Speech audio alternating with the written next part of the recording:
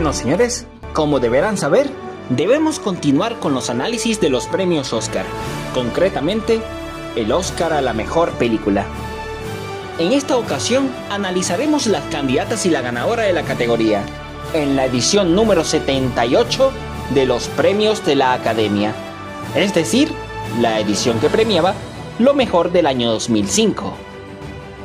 Sin más rodeos, acompáñenme con esto que será análisis del Oscar a la mejor película, año 2005.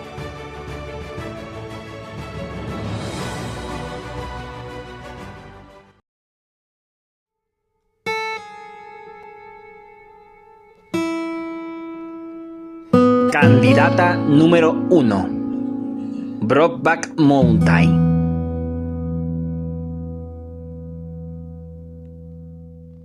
Esta película es especial por varias razones. Si bien no fue la primera película de temática homosexual en el cine norteamericano, con reconocimiento de la audiencia, sí fue la que más revuelo generó en la época en que se estrenó. Hoy día este tipo de cine es más común, pero en esos tiempos, películas de este tipo eran más del gusto de públicos exclusivos, de esos que suelen consumir películas conocidas como cine de culto. Pero esta fue casi prácticamente la primera película de este tipo que generó impacto en la temporada de premios. Todos los medios hablaban de ella y se convirtió en un fenómeno mediático, hasta el punto de generar controversias, desde gente que simplemente la rechazaba, hasta en cines donde se prohibió su distribución. Era conocida como la película de los vaqueros gays.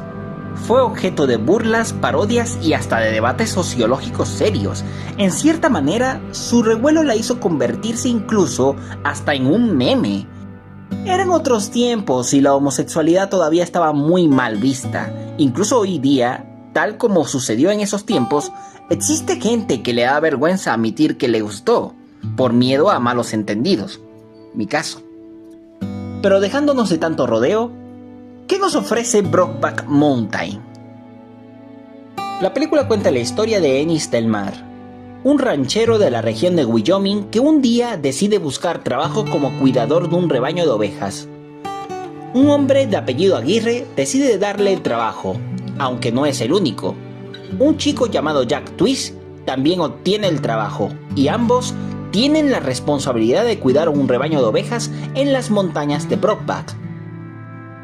Todo va aparentemente normal, pero en medio de una borrachera, Ennis y Jack tienen un momento de calentura que genera un gran impacto en los dos, sobre todo a Ennis, que se niega a aceptar lo ocurrido. Sin embargo, ese encuentro aparentemente casual terminará convirtiéndose en algo más, y desarrollan un vínculo sentimental de gran fuerza que los empuja a desearse mutuamente en presencia y cariño. Cuando su trabajo termina, ambos intentan llevar una vida normal. Se casan, tienen hijos, pero lo ocurrido en esa montaña deja en ellos una huella imborrable, acompañada de un deseo desesperado de afecto y compañía. Pero los miedos y los traumas impiden a ambos expresar libremente el inmenso anhelo que se profesan. Debo admitir que, como muchas otras personas, en el momento que vi por primera vez esta película, la visualicé por morbo, la tentación de ver algo tabú. Pero conforme la fui tomando más en serio, me dejé llevar por su tragedia y su alma. Brokeback Mountain no es una película romántica. Tampoco es una película que venda una historia por morbo o transgresión. Es esencialmente un triste relato trágico sobre dos hombres que se anhelan, se desean, se extrañan eternamente, pero que por circunstancias de sus vidas, los tabúes, los miedos, el qué dirán, les impide estarlo, les impide encontrar la felicidad y la paz consigo mismos. Intentan aliviar sus anhelos con otros, pero su amor no es reemplazable. Sus corazones solo se pertenecen entre los dos y sus pensamientos solo están con los dos. Todos estos elementos devienen en un relato que ofrecen al espectador una constante sensación de pesar, y empatizas con su historia por el gran dolor que los protagonistas arrastran consigo. La necesidad de estar con esa persona con la que sienten un vínculo muy especial, pero no pueden consumar ese vínculo. Podrán intentar reemplazarlo, pero nunca igualarlo. Esta es una historia de amor eterno, que incluso con los años pasando, nunca se pudo romper. Pero que a su vez es un anhelo tormentoso, porque ese deseo desesperado de estar siempre con él no puede satisfacerse nunca y solo pueden conformarse con un vulgar e irritante de vez en cuando. Ennis del Mar, por ejemplo, es un hombre profundamente lleno de amargura, no solo por lo dura que ha sido su vida, sino que no conforme con eso, se siente cohibido en expresar cuánto quiere estar con quienes ama, y no puede, ni siquiera puede estar con sus hijos, ya que cuando su esposa lo deja, solo puede compartir con ellos una vez al mes. Y encima, tampoco tiene a Jack de su lado, debido a sus propios tormentos. Podrá aparentar ser un hombre rudo y fuerte, incluso inexpresivo, pero siempre tiene una inmensa carga de dolor eterna. Su vida está llena de una inmensa tristeza, y solo puede aliviarla en los pocos momentos en que puede encontrarse con Jack. Jack, por su lado, tiene una vida más acomodada, pero de los dos, a pesar de que no lo demuestra, es el que más desespero tiene. Trata de elaborar soluciones y trazar planes para que el encuentro sea eterno, pero el miedo de Ennis se lo impide, y solo puede conformarse con calmar las ansias con otros hombres. Pero no le es suficiente, porque el hombre de sus anhelos es Ennis. Todo esto construye un relato profundamente conmovedor y cinematográficamente poético.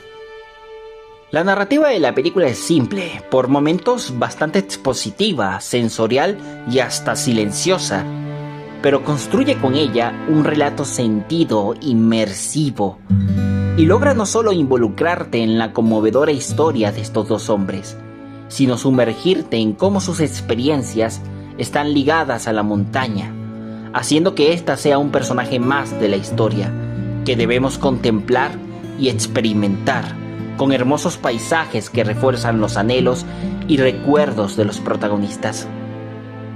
A nivel técnico es sencilla pero funcional. La fotografía es visualmente bella y aunque posee un lenguaje cinematográfico no muy elaborado, es acorde con la historia. Eso sí, las actuaciones son sorprendentes, destacando por supuesto a los protagonistas, Jake Gyllenhaal y el lamentablemente fallecido Heath Ledger. Es toda una pena haber perdido a este actor justo en el mejor momento de su carrera. Pero también debo destacar a una sorprendente Michelle Williams, que hace de la esposa de Ennis. Ella tiene que hacer el papel de una mujer que conoce su secreto y tuvo que reprimir su resentimiento por años hasta que su relación termina. Y ella lo consigue de manera espectacular. De verdad da mucha pena su personaje. La banda sonora del argentino Gustavo Santaolalla es una pequeña joyita, corta pero aporta muchísimo al poder emotivo de la película. En fin, Brokeback Mountain es una película preciosa. Al principio parece una película simple, sin demasiadas virtudes cinematográficas, pero a medida que la narrativa va construyendo su historia, se convierte en un relato profundamente conmovedor que, en medio de su tragedia, nos ofrece una historia enternecedora. Es una película poética, triste, melancólica, pero capaz de ser profundamente reconfortante. Una película que nos enseña que cada ser humano, sin importar cómo sea, tiene derecho a expresar libremente su cariño y su amor sin ningún tipo de barrera.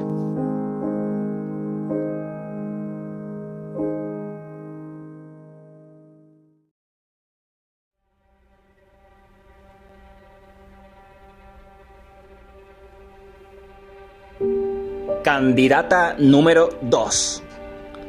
Capote.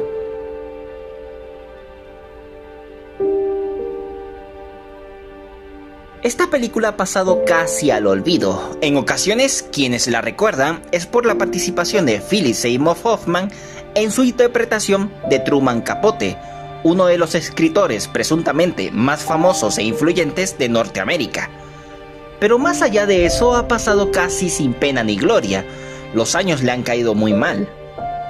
Más allá de eso, cabría preguntarse, ¿qué nos ofrece esta película?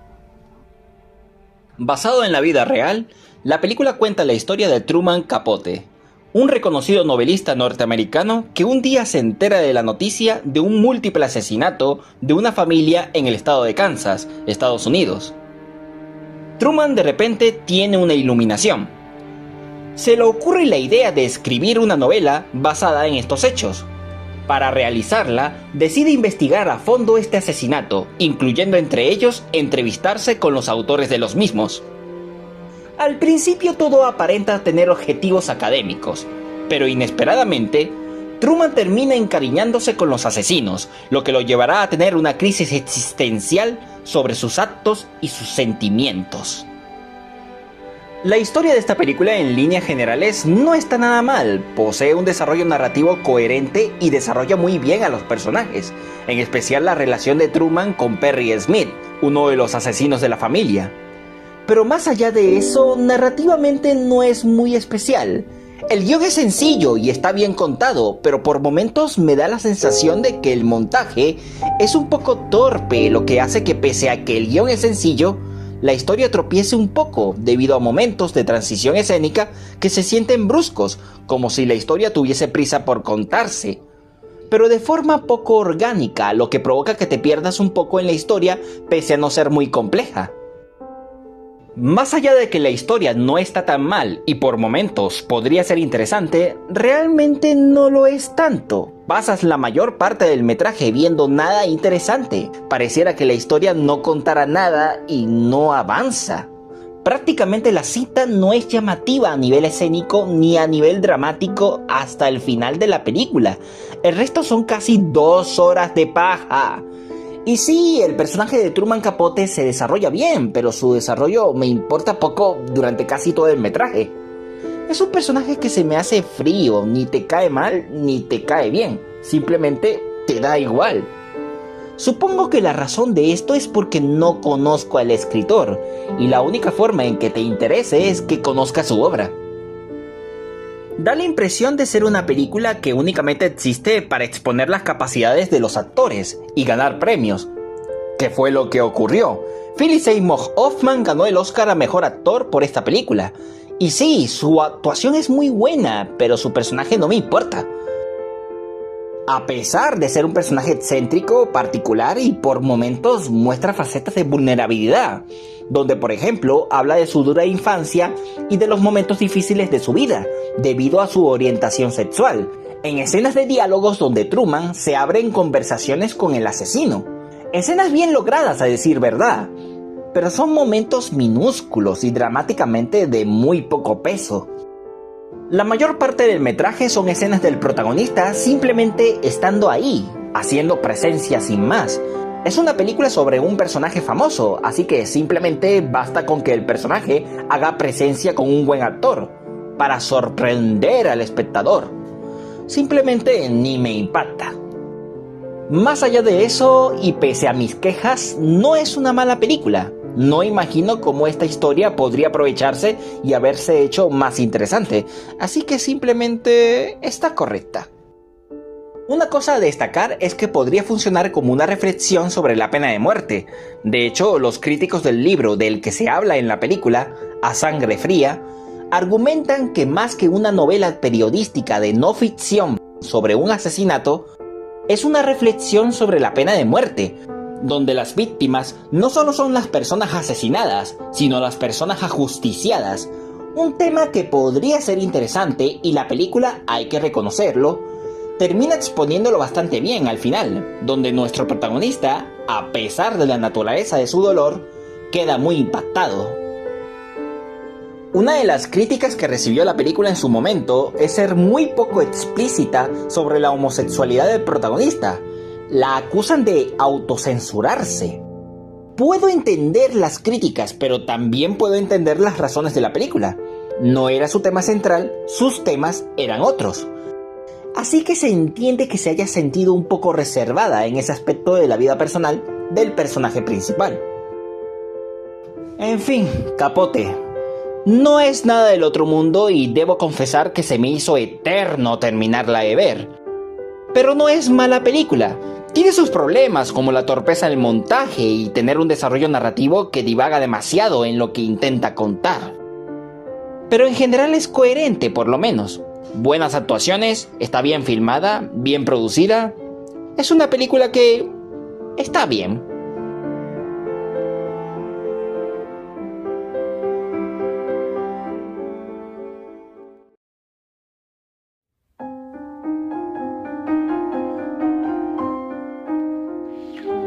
Candidata número 3. Buenas noches y buena suerte. En la temporada de premios del 2005 se habló mucho de esta película. Era una de las favoritas de los críticos y más sobre todo por estar dirigida por George Clooney, uno de los actores de moda de la época, aunque no era su primera película como director, ya que anterior a esta había dirigido Confesiones de una mente peligrosa, estrenada en el 2002 y de la que no puedo decir mucho porque no la he visto. Pero más allá de eso, esta película fue aclamada casi como una consolidación de un actor que pasa a ser autor, una de esas películas que a la academia le gusta premiar, así que tenía el éxito casi asegurado en la ceremonia de premios. Pero dejándonos de esto, ¿qué nos ofrece esta película? Basada en la vida real y ambientada en la década de los 50, la película cuenta la historia de Edward Murrow, un apasionado periodista que, en medio del contexto de la Guerra Fría, tiene que enfrentar la histeria desatada en Estados Unidos cuando el senador Joseph McCarthy encabeza la conocida cacería de brujas, donde el gobierno del país se dedicó en pleno a perseguir a presuntos sospechosos de actividades comunistas, sin debidos procesos y acusaciones infundadas. A pesar de los intentos del medio donde trabaja para contener su rebeldía, Edward no se deja intimidar y condenará cada vez que pueda, desde la televisión, toda esta persecución contra las libertades civiles hasta que logre que la ola de represión macartista se termine. Debo reconocer varias cosas positivas de esta película. En primera instancia, su producción. A nivel técnico, la película es notable. Tiene buena fotografía, una muy buena iluminación, tiene buenos encuadres, un interesante manejo de la cámara. A simple vista, la película se te mete por los ojos y visualmente luce muy bien. Aquí se nota que hay un trabajo competente en la dirección de la película. Fuera de eso, la película es un bodrio insoportable. A pesar de ser una película bastante corta, dura apenas 1 hora y media, pero se te hace eterna. No porque el ritmo sea lento, sino porque es un caos narrativo que da la impresión de que no está contando nada coherente. Cuesta seguir el hilo de la historia porque no tiene historia. La película se resume en un galimatías repleto de escenas de discursos preparados, grabaciones reales de los hechos y diálogos de besugos. No es interesante porque el guión siquiera está bien organizado. Es tanto así que incluso el montaje parece estar hecho con las patas. Apenas empieza, la película tiene cortes bruscos que interrumpen la armonía de las escenas y se sienten inverosímiles. En 1935, Ed Murrow inició su carrera en la CBS. Cuando estalló la Segunda Guerra... Esto genera como resultado de que, a pesar de contar con buenas actuaciones, los personajes no sean interesantes. Su desarrollo se siente como si sobraran en el metraje y estorbaran en el desarrollo de la historia, como el personaje de Robert Downey Jr., que en apariencia es un perseguido político dentro del medio, pero ni siquiera nos importa porque no se desarrolla bien. Hay toda una colección de personajes que están en la película únicamente para ser un adorno, porque nada aportan a la trama. El único personaje medianamente desarrollado es Edward, más que todo porque toda la película es básicamente él fumando, bebiendo, festejando no sé qué y saliendo en cámara haciendo monólogos sobre las libertades civiles. Todo su desarrollo consiste en eso, en mera presencia, porque siquiera hay un desarrollo de su conflicto emocional o incluso ideológico. El desarrollo de guión de esta película es tan torpe que ni siquiera hay un buen uso de los metrajes reales. Las escenas cuando los personajes realizan análisis supuestos de declaraciones de los hechos en curso, básicamente todas las escenas se resumen en una repetición de "ya apaguen esa vaina, ya no quiero ir más". Lo digo en serio, todas las escenas de los debates entre periodistas son así. Está bien, ya es suficiente, Leo. ¿Cuánto dura el discurso? En 4 minutos, pero se puede reducir. No me cuadra. No puede presentarse solo, es para acompañar. Y acompañado de situaciones que parecen repetirse, los diálogos de esta película son un espanto, lo que no ayuda a que sea interesante la trama, a pesar de contar cosas que deberían ser interesantes. Lo único que la salva son los monólogos de Edward, que plantean debates atractivos sobre la censura y la manipulación mediática. Pero estas escenas prácticamente terminan convirtiéndose básicamente en un adorno anecdótico que aportan nulo desarrollo. A mí me encanta la política en el cine, y la Guerra Fría es un periodo histórico que todos debemos conocer, y más todavía unos eventos que poco se han tocado en el cine, como lo es la era del macartismo en Estados Unidos, donde acusaban hasta a tu sombra de comunista. Es una historia fascinante en el contexto político de los Estados Unidos. ¿Cómo coño son capaces de hacer que esto sea aburrido? Bueno, ni modo. Esta película no logra convertirse ni en un retrato ni en una denuncia, porque no hay un mínimo siquiera de desarrollo dramático. Mi recomendación, mejor vean este documental. Os juro que es 1000 veces más interesante que esta película. La Unión Soviética levantó muros contra el mundo exterior.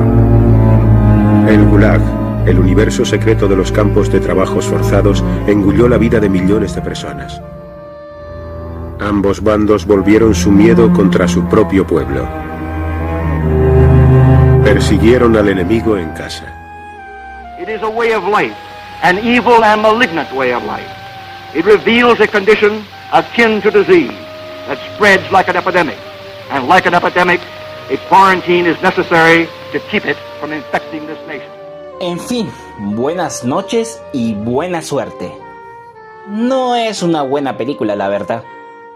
Tiene virtudes técnicas, por supuesto, que se miran a simple vista, sobre todo en el apartado fotográfico. Y la actuación de David Strathairn es muy buena como Edward Murrow. Pero narrativamente es un fiasco y pese a ser de corta duración, se te hace interminable. Se podría haber conseguido algo muy interesante al nivel dramático sobre esta historia. Digo, una película sobre la censura y las persecuciones políticas gratuitas, y más cuando éstas destruyeron vidas, debió haber sido más contundente, más fuerte e incluso intelectualmente bien argumentada y desarrollada, con diálogos bien escritos que defendiesen coherentemente una posición firme contra la censura.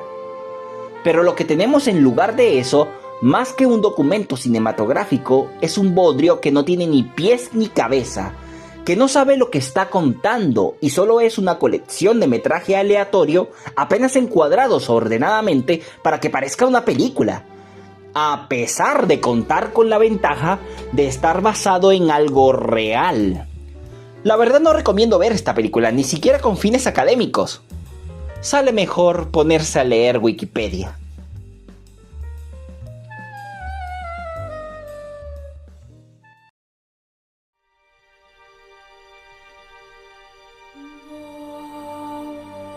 Candidata número 4. Múnich.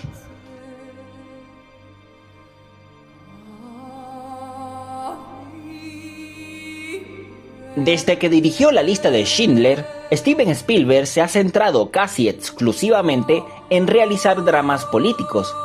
Es tanto así que por lo menos 4 de cada 5 películas que ha hecho este director en los últimos 20 años son dramas. Algunos piensan que la razón de esto es para demostrar mayores capacidades cinematográficas. Otros dicen que es para que lo tomen en serio los insufribles críticos mamones de cine, considerando que es más conocido por películas para el público masivo. Y otros piensan que es para ganar premios de la Academia. Más allá de si estas acusaciones son infundadas, Nadie duda de las capacidades artísticas de este director, y en medio de sus propias inquietudes, en 2005 estrena Múnich, probablemente una de sus películas más personales. Habría que preguntarse, ¿qué nos ofrece esta película? Basada en la vida real, la película cuenta la historia de Avner Kaufman, un agente del Mossad, central de inteligencia israelí, al que se le encarga una importante misión. Tras los atentados terroristas en los Juegos Olímpicos de Múnich, Alemania, en 1972, donde un grupo terrorista palestino asesinó a 11 atletas israelíes, el gobierno de Israel pone en marcha una operación para asesinar a 11 presuntos responsables del atentado y designan a Avner como cabeza para la misión.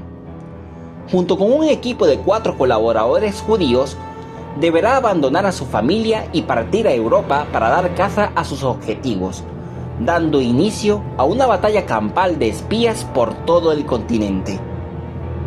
Múnich probablemente se trate de una de las películas más sólidas y redondas del cine de Spielberg, donde nos expone una historia con un trasfondo complejo y un guión complicado, y sin embargo logra que tenga un enorme dinamismo, permitiendo que la historia sea versátil, entretenida, interesante y entendible, y todo esto por demás por medio de mostrar un drama humano enfocado en un tema hipersensible de tocar: el ya conocido odio entre judíos y musulmanes, especialmente el conflicto en Palestina, que ya lleva más de 70 años desarrollándose y que aparentemente nunca se va a solucionar. El desarrollo de guión involucra multitud de elementos que enriquecen la historia, que acompañado con la temática central de la planificación de los asesinatos, nos muestran temas como la moralidad de las acciones, el estrés postraumático, la paranoia, hasta incluso todo un conflicto multinacional desatado, donde el Mossad no solo entra en conflicto con las organizaciones armadas palestinas, sino que incluso hay un conflicto entre varias organizaciones de inteligencia, todos contra todos, como la CIA, la KGB y otras organizaciones de inteligencia secretas en Europa, lo que hace que el conflicto desarrollado en la película sea muchísimo más complejo de lo que se cree. Hay muchas cosas en juego, y la CIA no es tan amiga del Mossad como se suele creer. Estas cosas hacen que la película sea fascinante y contribuyen a prestar atención a sus detalles. La película básicamente es una película de espías, una película de espías de verdad, repleta de momentos donde los personajes están obligados a no tener escrúpulos, donde fundamentado en esta idea, la dirección de sus escenas construye un poder dramático y tenso constante en toda la película. Pero quizás lo más interesante de la cinta sean sus elementos humanistas.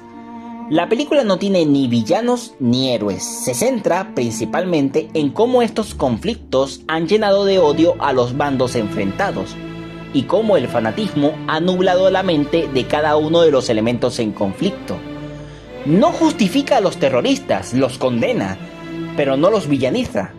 En varias escenas de la película incluso se permite mostrar momentos donde busca que el espectador tenga empatía por los blancos de los agentes del Mossad. Por ejemplo, las escenas de la hija de uno de los terroristas, donde Spielberg muestra cómo la niña muestra momentos de ternura, educación y decencia, sobre todo cuando la niña toca el piano. También algunos diálogos donde los palestinos muestran sus puntos de vista, la lucha por el mismo hogar por el que también luchan los judíos. Es tanto así que en su época, la película recibió múltiples críticas por este enfoque narrativo, desde gente que criticaba la humanización de los terroristas hasta presentar a los judíos como unos asesinos, a pesar de que la película es claramente pro-judía. Es más, de toda la filmografía de Spielberg, fue una de sus películas con menor recaudación, no atrajo lo suficiente a la audiencia y por demás fue víctima de intentos de boicot, especialmente de organizaciones sionistas en Estados Unidos. Es aquí donde yo digo, si una película hecha por un judío ofende a los sionistas, algo está haciendo bien. Otro de sus aspectos destacados es el desarrollo del personaje de Avner, interpretado por Eric Bana, donde no es el único con un desarrollo de este concepto, pero sí es el que representa ese enfoque, en cómo Hafner cuestiona las acciones que está ejecutando, si de verdad a quienes persigue son responsables, si sirve de algo y que por demás esto le genera un inmenso estrés, donde la guerra de los espías lo deja traumado, lo que lo convierte en un hombre paranoico, inseguro e incluso frío, donde afirma ya no sentir remordimiento. Lo único que lo mantiene fuerte es su vínculo con su familia, de la cual es obligado a distanciarse, lo que lo afecta emocionalmente. Hay humanización también a la parte israelí, y eso más que una compensación es justicia. La película no escoge bandos, aunque tiene más inclinación hacia lo judío. A nivel técnico es muy sólida, tiene muy buena fotografía y posiblemente se trate de una de las películas mejor dirigidas por Spielberg, logrando una narrativa sólida y absorbente a nivel visual. Las interpretaciones están muy bien todas, y la banda sonora de John Williams es de las mejores que ha hecho en este siglo. En fin, Múnich es una película redonda. Es compleja, pero dramáticamente potente y narrativamente interesante, que resultará en una experiencia inmersiva. No sé si sea o no una obra maestra, pero sí es sin duda una película valiosa que resultará en un punto de vista humano interesante sobre un conflicto tan complejo. Quizás de las mejores películas del director, aun a pesar de no ser de las más apreciadas.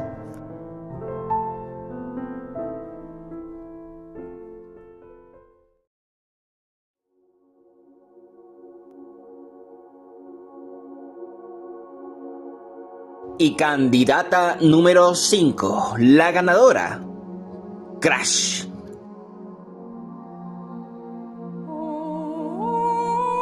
Esta película es bastante controvertida, no porque haya tratado temas controvertidos, que los trata, pero no por eso es recordada, sino por otras cosas un poco más ajenas a sus temáticas. Con una recepción modesta en taquilla y críticas, tuvo incluso una igual de modesta recepción en la temporada de premios, y ante otras candidaturas más aclamadas, se hizo con el Oscar a Mejor Película, sorprendiendo a los propios asistentes del evento. A día de hoy es una de las ganadoras del Oscar menos favoritas, y básicamente todos la recuerdan por eso. Pero cabría preguntarse, ¿realmente vale la pena esta película? La película cuenta en sí varias historias que parten de un eje narrativo central. Rick Cabot, un importante fiscal de la ciudad de Los Ángeles, es víctima de un asalto en el que le arrebatan su vehículo. Los autores del robo intentan escabullirse de la policía mientras viven distintos conflictos. Por otro lado, dos oficiales de policía, en busca de los sospechosos, detienen por error a una pareja de artistas negros en la que por demás abusan de ellos. Otras historias acompañan a estos acontecimientos, pero todas se mezclarán en una amalgama de eventos que en conjunto impactará la vida de todos. Hablar de esta película no es fácil porque me genera unas sensaciones muy extrañas. No porque su guión sea complejo, elaborado o caótico, sino por la dirección que tiene su historia, que se siente un poco inverosímil, sobre todo en el tono. Más allá de que la película funciona bien a nivel de coherencia narrativa, la sensación que me transmite es casi como si fuese una montaña rusa. Durante todo el metraje, la película pretende ser seria, un drama que intenta hacer una denuncia del abuso policial, las barreras sociales, el racismo y la xenofobia. Pero a pesar de sus buenas intenciones, el guión de esta película parece estar escrito por un comediante de humor negro. No me mires así, busca el término en Google. Durante la primera hora de la película se observa toda una colección de momentos de humor involuntario. Os juro que pasé más de la mitad de la película riéndome de esos diálogos que son básicamente así. Me llamo Malcolm, Sí, amigo. apuesto a que tu apellido es Johnson. ¿Ves? Eso es racista. ¿Tengo razón? Pero tienes razón. Literalmente hay toda una escena de negros quejándose de que la gente los mira feo por ser negros y ser negros es sinónimo de delincuente. Y 20 segundos después roban un vehículo. Todavía me pregunto si esto fue intencional, una crítica social, una denuncia o un chiste. Y todo hecho con intenciones presuntamente serias. No sabes cómo tomar el tono de la película. Por otra parte, creo que otro de sus aspectos interesantes son sus personajes. Como hay varias historias que se relacionan entre sí, muy del estilo de películas como Pulp Fiction o Amores Perros, no hay un protagonista fijo, por lo que tenemos toda una colección de personajes que ayudan a contar la historia. Algunos te caen bien, como el personaje del detective, el cineasta y su esposa, o el cerrajero hispano y su hija. Pero también está lleno de personajes, digamos, insufribles. No por estar mal escritos, sino porque sus actitudes y personalidades a veces me daban ganas de agarrar un bate y darles duro en la cabeza por mamagüevos. La película está repleta de personajes que son todos unos pelmazos de primera. Una panda de gente despreciable que encima la película pretende que sintamos empatía por ellos. Por ejemplo, tenemos a este jefe de policía que no quiere despedir a un oficial racista porque supuestamente quiere cuidar su puesto. Es un rolitranco de imbécil. Otro ejemplo es este inmigrante persa que es dueño de una tienda en la ciudad. Tiene problemas con su puerta, pero por ser un rolitranco y mamagüevo, le destruyen su tienda y la quiere pagar con el pobre cerrajero hispano, a pesar de que el cerrajero lo quiso ayudar con una mera recomendación antes del ataque. Mira señor, te lo explico con manzana.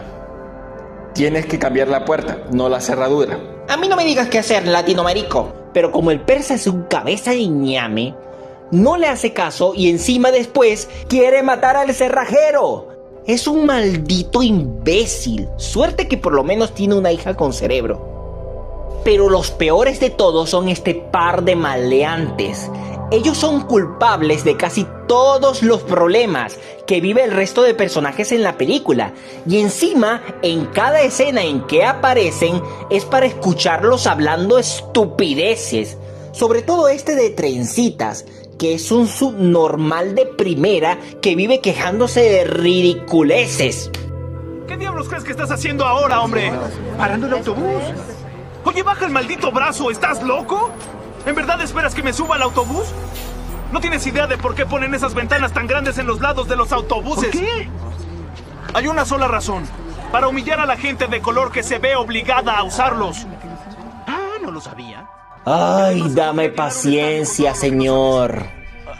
Y encima la película, a pesar de que este par son de lo peorcito del barrio y casi arruinan la vida de varios personajes, a un policía honesto literalmente lo condujeron a la corrupción por culpa de este par de imbéciles. Pese a eso, la película pretende que sientas empatía por ellos. ¡Váyanse al coño de su madre! Viendo todo este panorama, me da la impresión de que la película es casi como una crítica de lo estúpida que se ha vuelto la sociedad americana, lo que explica el nivel de imbecilidades que expulsan sus personajes a lo largo del metraje. Incluso hasta el final lo refleja, aunque me da la impresión de que la película no tenía el fin de emitir esas críticas. Son más un accidente y más bien pretendían hacer una denuncia social, donde sintamos lástima por un montón de energúmenos solo por ser socialmente desfavorecidos. Un mensaje claramente fallido. Más allá de eso, la película tiene un guión coherente, quitando las escenas involuntariamente cómicas y los personajes pelmazos. La película se desarrolla bien, y en la segunda mitad el desarrollo dramático funciona mucho mejor, es cautivador y conmovedor, aunque no sin tropezar. Algunas escenas donde el drama se intensifica se sienten un poco gratuitas, casi como si fuesen un troleo del guionista. Un punto positivo es que habla un poco del tema de la redención. Uno de los personajes hace algo terrible, pero después se termina reivindicando, lo que resulta reconfortante y conmovedor. En fin, Crash es una película rara. No es mala película, la historia es medianamente coherente, por momentos enternecedora, emotiva, interesante y logra hacerte sentir empatía por algunos personajes. Tiene buenas actuaciones y cinematográficamente es funcional, pero pese a ello no es una película redonda. Tiene sus problemas y a veces el tono de comedia involuntaria te saca completamente de la película y cuesta tomársela en serio. Tiene buenas intenciones y divierte bastante, pero claramente es una película fallida, dado que sus intenciones se terminan deformando. Pero pese a ello, creo que vale la pena. Es una película decente.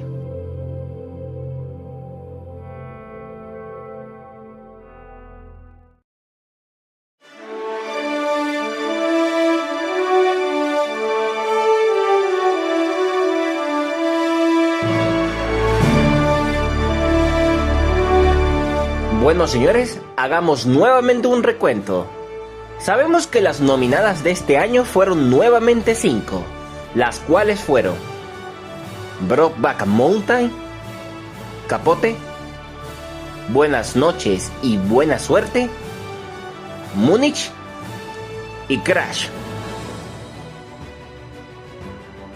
La ganadora en esta ocasión fue Crash, una de las ganadoras más controvertidas de la historia de los Oscar, sobre todas las cosas porque la gran favorita de la ceremonia era otra película controvertida, Brokeback Mountain. La película de los vaqueros gays era la sensación de la temporada. La mayoría de los críticos la consideraban la favorita y terminó perdiendo. Algunos piensan que la Academia le tuvo miedo al éxito y no quiso arriesgarse a premiar una película de temática homosexual. Curiosamente, como dato personal, la ceremonia de entrega de este año fue la primera que vi completa. Recuerdo que lo hice porque quería saber cuántos premios se iba a llevar King Kong de Peter Jackson, que recientemente la había visto y para entonces se había convertido en una de mis películas favoritas.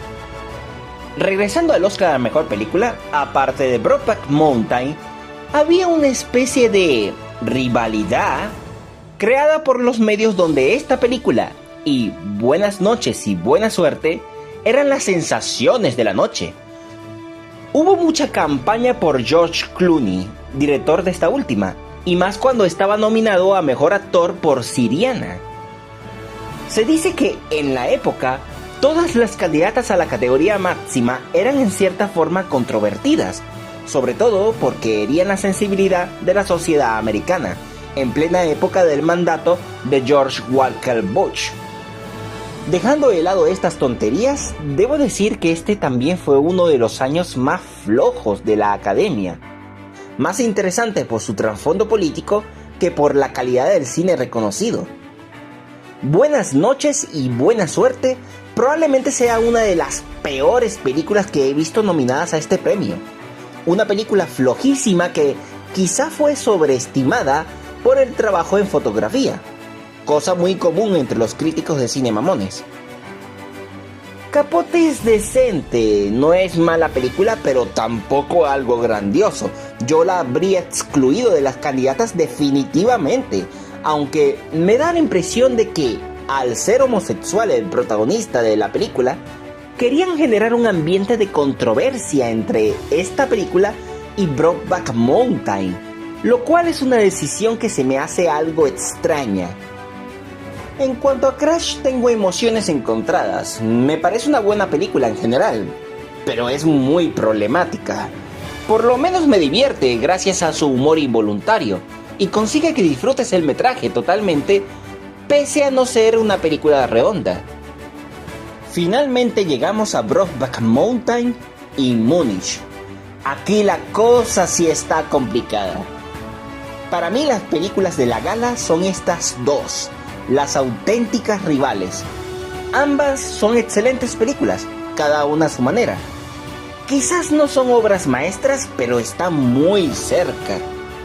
O quizás sí lo son, no lo sé. Brokeback Mountain es un relato trágico y hermoso, conmovedor y memorable. No sé si la mejor en su temática homosexual, pero sí es una película profundamente poética y maravillosa. Por otro lado está Múnich, una película intensa, atrevida y extraordinariamente bien escrita, con un guión brillante que pese a su complejidad, resulta dinámica, absorbente y capaz de ponerte a pensar. De las mejores películas políticas de Steven Spielberg. Entre estas dos está muy difícil elegir la mejor, porque estamos hablando de dos auténticos pesos pesados. pero si se elegía cualquiera de las dos, hubiese sido una elección acertada. Sobra decir que Crash no merecía este Oscar. No está mal, pero claramente no era la mejor película. Así que, si hiciéramos un top 5, quedaría de la siguiente manera. En quinto lugar queda Buenas noches y buena suerte. Flojísima película, de las peores candidatas que he analizado hasta ahora. En cuarto lugar, Capote, una película aceptable. En tercer lugar, Crash, una película muy entretenida, sí, pero fallida. En segundo lugar, Múnich, una extraordinaria película y de las mejores películas de su director. Y en primer lugar, muy difícil elegirla como la primera, Brokeback Mountain. Sin duda merece una reivindicación, un bello y poético relato sobre amores imposibles. Antes de terminar, quisiera mencionar algunas películas estrenadas en 2005 que pudieron haber competido. Algunas de estas películas fueron nominadas al premio, pero en otras categorías. Algunas de esas películas son El Nuevo Mundo de Terrence Malick, una película que podría ser la clase de películas que deberían competir en la máxima categoría, pero al final solo fue nominada a Mejor Fotografía. Mucha gente me va a criticar por esto, pero considero, y hablo muy en serio, que King Kong de Peter Jackson fácilmente pudo haber competido al Oscar a Mejor Película. Reúne todas las características de una obra maestra. Buenas actuaciones, buen guión, magnífica producción, excelente fotografía, excelente historia, momentos memorables y cinematográficamente poderosos, y conforme pasan los años, más gente se ha dado cuenta de eso. Al final solo compitió a categorías técnicas. Por lo menos la hubiese nominado a Mejor Banda Sonora. Pero como es una película de monstruos y de aventuras, la academia tiene la costumbre de rechazar este tipo de películas, y más en esa época. Es una película que le tengo un cariño especial. Fue la primera película que vi en el cine en el siglo XXI, y todavía tengo guardadas las entradas, la mía y la de mi mamá. Madre mía, hace más de 20 años. Las siguientes que voy a mencionar son muy discutibles, pero lo que pasa es que, en serio, son muy buenas películas, aunque muy del tipo de lo que los críticos suelen llamar muy palomiteras. Esas películas son Harry Potter y el Cáliz de Fuego. En mi opinión, es por lejos la mejor película de Harry Potter. No sé si para competir a mejor película, pero considerando las candidatas presentes, creo que es mejor película que Crash, Capote y Buenas noches y buena suerte.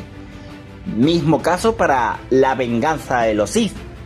Probablemente, aunque eso es discutible, la mejor película de la franquicia de Star Wars, o como mínimo, muy cerca en calidad con El Imperio Contraataca. Otra candidata que pudo haber sido interesante que compitiera al premio mayor podría ser El cadáver de la novia de Tim Burton y El castillo ambulante, esta última una de mis máximas favoritas de los estudios Ghibli.